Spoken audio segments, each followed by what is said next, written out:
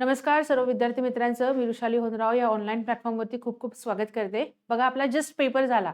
हो ना? एक साधारण 2-3 तास वगैरे झालेले आहेत म्हणजे 4 तास आणि मी काल तुम्हाला टेलिग्रामवरती विश केलं होतं, की तुम्ही एंटर करताना तुमचे हावभाव कसे असतील आणि बाहेर पडताना तुमचे हावभाव कसे असतील. सो ते खरं झालेलं आहेत. म्हणजे मागच्या रविवारी जो थरार होता, थरार म्हणण्यापेक्षा थोडीशी डिफिकल्टी लेव्हल हाय होती. त्या मानाने आजचा पेपर जरा बरा होता. म्हणजे चांगला होता. पण कसं असतं जरी तो सोपा वाटत असला, तरी आता मी पर्सनली सांगते मला पॉलिटीच्या 2-3 उत्तरांमध्ये थोडासा आता बघू आयोग काय देत आहे. ओके. माझ्या नॉलेजनुसार जे उत्तरं काढले तेच आयोग देत आहे का हे आपल्याला बघायचं आहे. ठीक आहे. कन्फ्युजनचा पण जो मुद्दा आहे तो पण आपण इथे कव्हर करणार आहोत. सो जास्त वेळ न घेता तुम्हाला आता एक्सप्लेनेशन आपण सुरू करूया. ओके. सगळ्यात पहिलाच प्रश्न आलाय अयोग्य. बघा काय झालंय माहिती आहे का? निगेटिव्ह सेन्समध्ये जास्त प्रश्न विचारले असं माझा. म्हणजे योग्य नाही, अयोग्य. ओके. म्हणजे काय होतं माहिती का? वाचताना माणूस कन्फ्युजन होतं. असा हा पेपर काढलाय. कसं आहे गट क चा पेपर आहे. बरोबर? गट क च्या पेपरच्या मानाने थोडासा मला वाटला, थोडासा डिफिकल्ट मला वाटला. ओके. तुम्हाला चांगला गेला असेल, then it's very good. Okay. अयोग्य कथने ओळखा. एच.व्ही.आर. अय्यंगार संविधान सभेचे मुख्य आरेखक. आता आरेखक हा शब्द लगेच नाही येणार, तर इट्स अ चीफ ड्राफ्ट्समॅन असं येऊ शकतं. म्हणजे आहे. ओके. सो उत्तर काय केलेलं आहे? पहिलं विधान चूक आहे. एस.एन. मुखर्जी संविधान सभेचे सचिव हे पण चूक आहे. काय केलंय? उलट-सुलट करून दिलेले आहेत. यांचं नाव एस.एन. मुखर्जी हे ड्राफ्ट्समॅन होते, चीफ ओके आणि एच.व्ही.आर. अय्यंगार हे सचिव होते. क्लिअर? त्यामुळे पहिले दोन्ही विधानं चूक आहेत आणि प्रेम बिहारी नारायण रायजादा सुलेखनकार होते. हे विधान फक्त बरोबर आहे. त्यामुळे उत्तर आहे अ आणि ब. Is it clear? ठीक आहे. पुढचा प्रश्न बघूया. सोपा होता हा प्रश्न. बघा काय विचारलंय? योग्य कथन ओळखा. राज्य विधी मंडळ. हां. सामान्य विधेयक हे मंत्र्यांद्वारे किंवा खाजगी सदस्यांद्वारे मांडले जाऊ शकते. आपण बघितलं 3 प्रकारची विधेयकं असतात.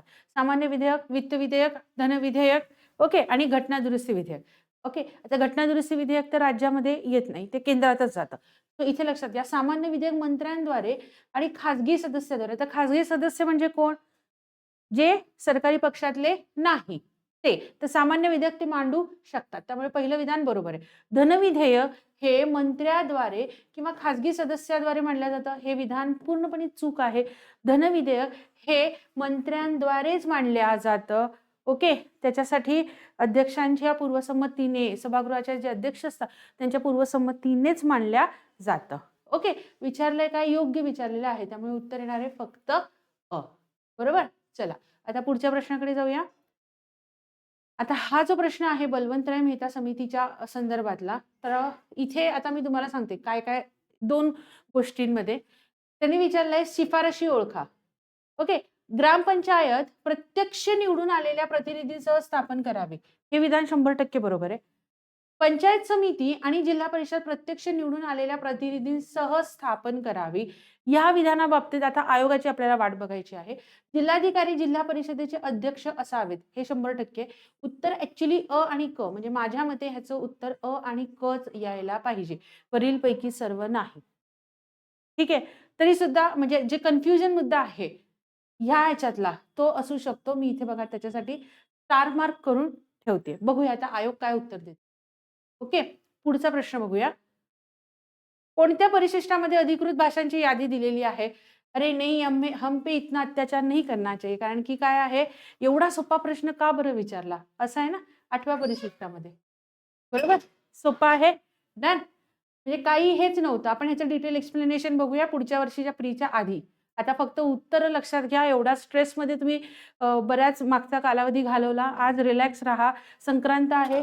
गोड खाण्यासाठी घरी गेलात तरी चालणार आहे. लक्षात येतंय? चला. केंद्र सरकारने 44व्या घटना दुरुस्तीद्वारे संविधानाच्या 3ऱ्या भागातून म्हणजे मूलभूत हक्कातून यादीतून वगळला संपत्तीचा हक्क आणि कुठे शिफ्ट केला? 300 अ मध्ये तो शिफ्ट केला. बरोबर? चला हाही प्रश्न तसा बराच म्हणावा म्हणजे छानच होता. काही विशेष नाही. ठीक आहे.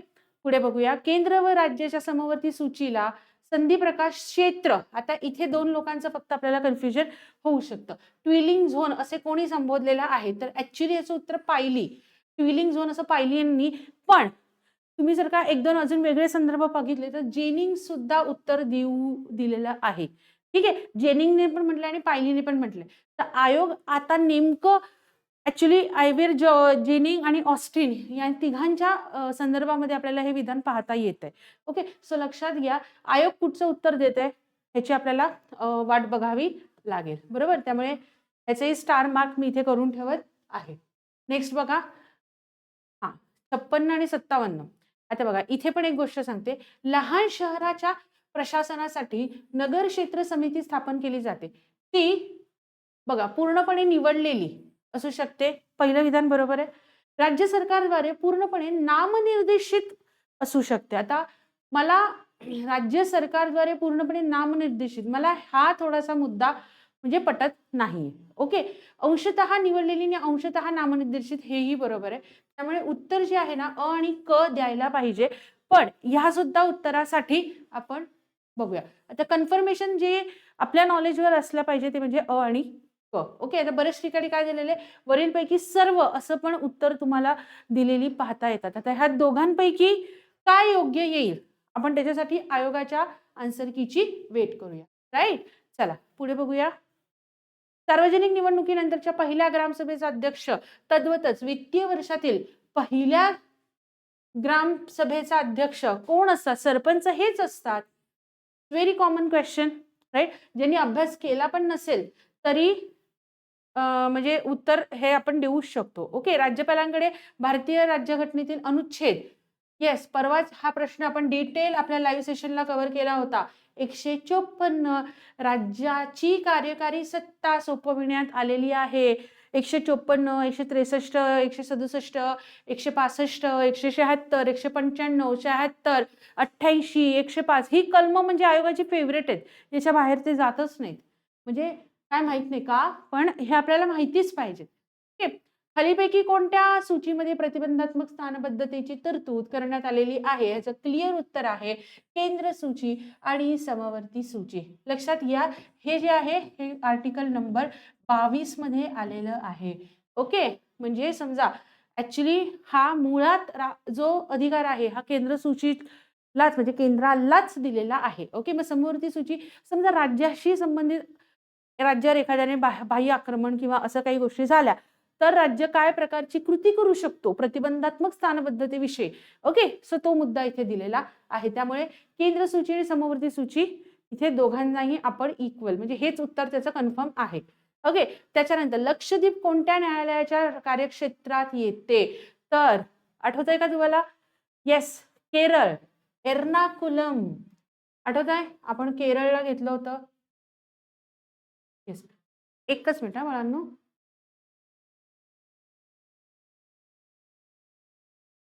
सॉरी, हे बघा ह्याचं उत्तर काय आहे? केरळ हे त्याचं क्लिअरली उत्तर आहे.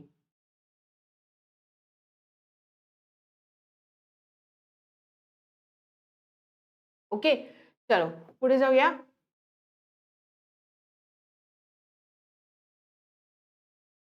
बघा, खालीपैकी कोणते विधान सत्य नाही? म्हणजे बघा मगाशी सांगितलं ना, काय थोडंसं आयोग काय झालेलं आहे, निगेटिव्ह सेन्समध्ये आपल्याला जरा जास्त विचारायला लागलेलं आहे. राईट, बघा भारतीय राज्यघटनेच्या अंमलबजावणीची तारीख, आता मागेही हा प्रश्न आला, 26 नोव्हेंबर नाही हो, 26 जानेवारी या दिवशी काय झालेलं, तर ती स्वीकृत झाली होती. राईट, काय झालं या दिवशी ती स्वीकृत झाली होती. तिला हे मिळालेलं नव्हतं. ओके, अंमलबजावणी तिची झालेली नव्हती. नेक्स्ट बघा,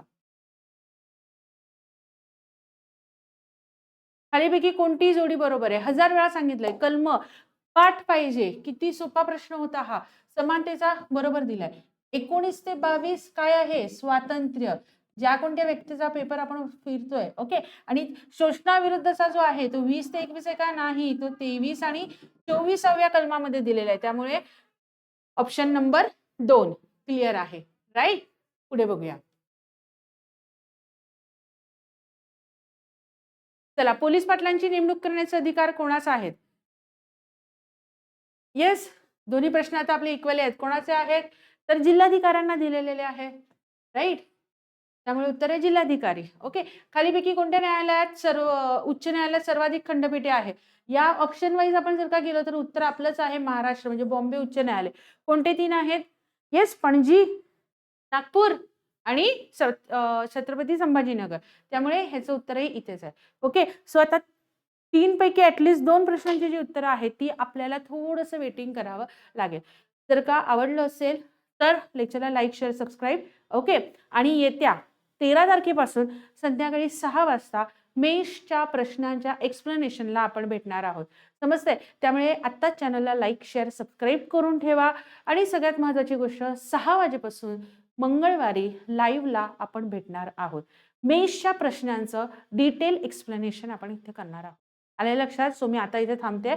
छान राहा, स्वस्त राहा, रिलॅक्स राहा आज 1-2 दिवस आणि लवकरच मुख्य परीक्षेच्या दृष्टीने अभ्यासाचं नियोजन करण्यास सुरुवात करा. ठीक आहे? आता मी इथेच थांबते. पुन्हा भेटूया नवीन व्हिडिओमध्ये. जय हिंद.